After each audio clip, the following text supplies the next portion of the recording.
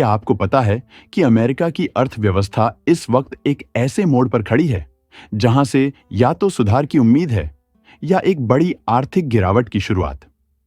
आज हम एक ऐसे दौर में हैं जहां रोजमर्रा की खबरों में छुपे हुए संकेत हमें एक आने वाले आर्थिक तूफान की चेतावनी दे रहे हैं।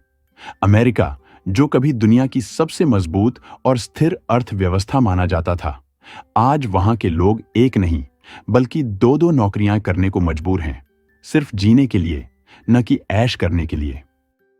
मार्च 2025 में लगभग 90 लाख अमेरिकियों के पास दो या दो से अधिक नौकरियां हैं। सोचिए, एक वो दौर था जब अमेरिका को वर्क लाइफ बैलेंस का आदर्श कहा जाता था, और अब लोग दिन रात काम करके भी सिर्फ जरूरी खर्च पूरे कर पा रहे हैं। न ही सेविंग हो रही है, न ही भविष्य की कोई सुरक्षा। लेकिन सिर्फ इतना ही नहीं, महंगाई यानी इन्फ्लेशन अब वहां एक स्थायी संकट बन चुकी है। अप्रैल में जारी किए गए डेटा के अनुसार 12 महीने की इन्फ्लेशन उम्मीदें 6.7% तक पहुंच गई हैं। ये कोई मामूली बात नहीं है। ये वही स्तर है जो 1981 में आखिरी बार देखा गया था, जब पूरी दुनिया एक तेल संकट और आर्थिक मंदी से जूझ रही थी। आज अमेरिका के लोग सिर्फ महंगाई से परेशान नहीं हैं, बल्कि उन्हें इस बात का डर भी सताने लगा है कि कहीं देश एक लंबे और गंभीर आर्थिक संकट, जिसे स्टैगफ्लेशन कहा जाता है, की ओर न बढ़ रहा हो।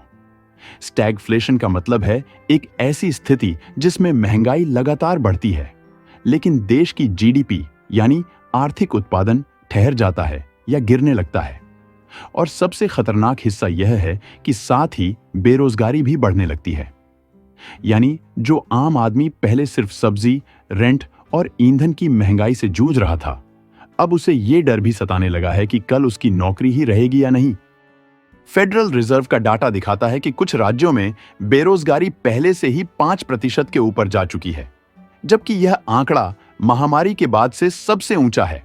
और जब नौकरियां नहीं मिलती और महंगाई बढ़ती है, तो वो समाज सिर्फ आर्थिक संकट नहीं, सामाजिक उथल पुथल की तरफ बढ़ने लगता है। और अब बात करते हैं उस आधार की जिसने दशकों से अमेरिका को दुनिया की आर्थिक महाशक्ति बनाए रखा, यानी निवेश, खासकर विदेशी निवेश। अमेरिका की इकोनॉमी में एक बहुत बड़ा हिस्सा बाहर के देशों के पैसों से आता है। जापान, चीन, यूरोप और गल्फ देशों से ट्रिलियन डॉलर के निवेश अमेरिका के स्टॉक मार्केट, बॉन्ड्स और टेक्नोलॉजी सेक्टर में लगे हुए हैं। इन निवेशों पर अमेरिका की मुद्रा, कंपनियों और विकास का पूरा भरोसा टिका होता है। लेकिन हाल ही में जो घटनाक्रम हुआ, वो अमेरिका की स्थिति को लेकर गंभीर सवाल खड़े कर रहा है। सिर्फ एक हफ्ते में विदेशी निवेशकों ने अमेरिकी शेयर बाजार से 6 अरब 500 करोड़ डॉलर निकाल ली। यह कैश आउटफ्लो अमेरिका के इतिहास का दूसरा सबसे बड़ा वीकली कैपिटल फ्लाइट है। और जरा सोचिए, जब ग्लोबल इन्वेस्टर्स किसी इकोनॉमी से इस तेजी से पैसा निकालते हैं, तो वो सिर्फ पैनिक सेलिंग नहीं होता, वो एक कॉन्फिडेंस क्राइसिस होता है। और बैंकिंग सेक्टर की स्थिरता को लेकर सवाल उठ रहे हैं। इन्वेस्टर्स अब ये पूछने लगे हैं, क्या अमेरिका अब वो सेफ हेवन रहा ही नहीं जो वो कभी था? क्या डॉलर का वर्चस्व अब कमजोर पड़ने लगा है? अगर विदेशी निवेशक इसी तरह अमेरिकी बाजार से पैसा निकालते रहे और महंगाई बेरोजगारी की ये जोड़ी यूं ही बनी रही, तो अमेरिका को जल्द ही अपने पूरे फाइनेंशियल सिस्टम में जबरदस्त बदलाव करने पड़ेंगे। सरकार को इमरजेंसी लिक्विडिटी मेजर्स लागू करने पड़ सकते हैं, यानी बाजार में नकदी डालनी पड़ेगी ताकि सिस्टम टूटे नहीं। इसके साथ साथ टैक्स रेट्स में भारी फेरबदल किया जा सकता है। अमीरों पर ज्यादा टैक्स, कंपनियों पर नए टैक्स स्ट्रक्चर और मिडिल क्लास को राहत देने के लिए नए कानून। और सिर्फ यही नहीं, अमेरिका को दुनिया भर के निवेशकों को दोबारा आकर्षित करने के लिए इंसेंटिव स्कीम्स भी लानी पड़ सकती हैं, जैसे कि टैक्स हॉलिडे, हाई यील्ड सरकारी बॉन्ड्स और रणनीतिक सेक्टरों में सीधे निवेश की अनुमति। लेकिन बात यहीं खत्म नहीं होती। ये चिंता सिर्फ इन्वेस्टर्स तक सीमित नहीं है।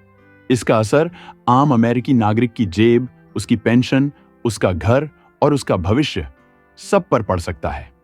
अमेरिका के लगभग 18.5 ट्रिलियन डॉलर के स्टॉक मार्केट में से लगभग 20% हिस्सा विदेशी निवेश का है।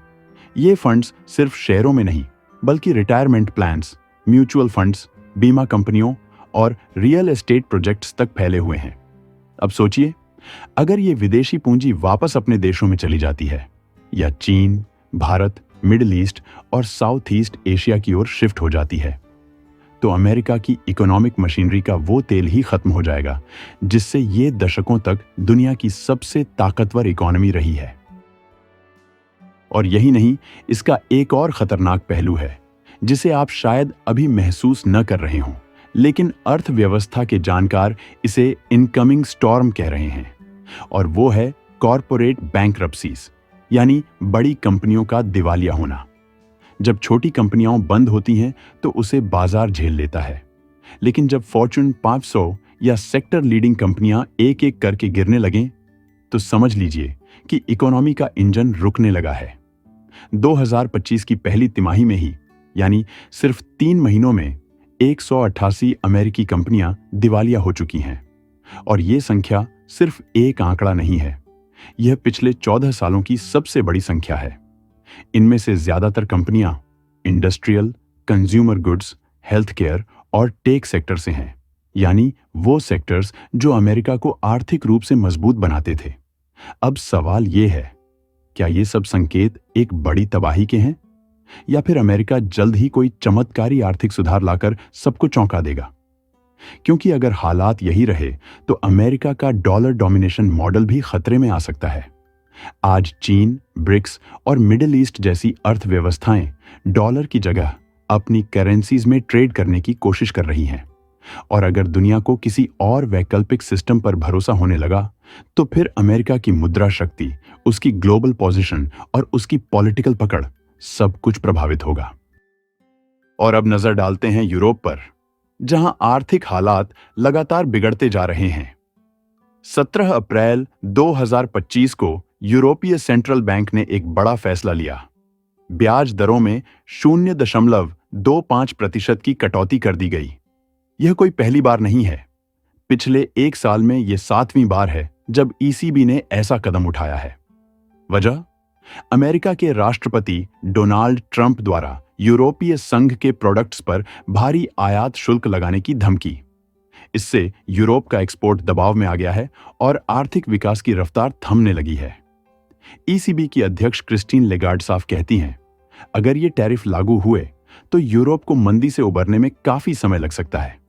अब यूरोपीय संघ सिर्फ मनी पॉलिसी में डील नहीं दे रहा, बल्कि एक और दिशा में भी बड़ा निवेश कर रहा है। 800 अरब यूरो का एक मेगा प्रोजेक्ट शुरू किया गया है जिसका नाम है रीआर्म यूरोप, और इसका मकसद है अमेरिकी दबदबे से बाहर निकलकर अपनी सैन्य और टेक्नोलॉजिकल ताकत को फिर से खड़ा करना। तो अब सवाल सिर्फ इतना नहीं है कि कौन सी अर्थव्यवस्था तेजी से बढ़ रही है या कौन पीछे छूट रही है। असली सवाल यह है कि कौन अपना सिस्टम दूसरों पर थोप रहा है और कौन एक वैकल्पिक व्यवस्था खड़ी कर रहा है।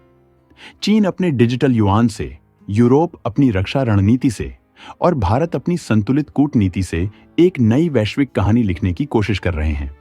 लेकिन अमेरिका, जो दशकों से इस सिस्टम का मालिक था, अब उसी सिस्टम को संभालने के लिए संघर्ष कर रहा है। आने वाले समय में यह टकराव सिर्फ व्यापार का नहीं, विचारधाराओं का होगा, और हमें तय करना होगा कि हम किस तरफ खड़े हैं।